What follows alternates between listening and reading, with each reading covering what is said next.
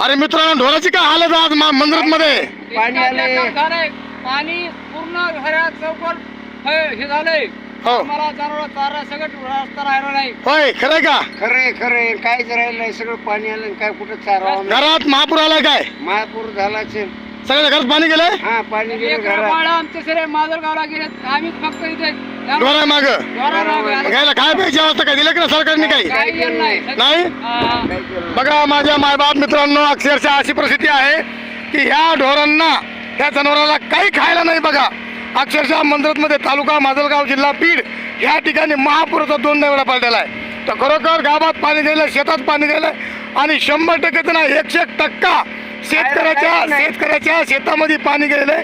तर only one हे ढोरं नुसते रोडने फिरतात. बघा काय खाणार आहे. आणि गोरगरिबाच्या बी हाताला काम नाही राहिलेलं. दुसरी गोष्ट, सगळे हातावरले माणसं शेतकऱ्याच्या जे आता पीक आलं होतं खायला त्याचे ते महापुराने हिसकावून घेतले. बघा महाराज, तर हेच बघायला हवी. खरं का बाबा? हे खरंय. नुसते रोडने फिरतात ढोरं घेऊन. काय करावं मग आता? माजलगाव न्यावं लागायचं आम्हाला. तुमचं गाव कोणतं? मंदिरात तालुका, माजलगाव जिल्हा बीड. बघा बीड जिल्ह्याची परिस्थिती बघा अशी. आणि खायला कुठंच काही नाही आहे. सरकार मायबाप शेतकऱ्याची नुकसान झाली ते एक बघा, आणि गोरगरिबाच्या हातावरचे काम नाही ते एक बघा, आणि तिसरी गोष्ट की जनावरं शेळ्या मेंढ्या काय असतील ते एक बघा. जय महाराष्ट्र.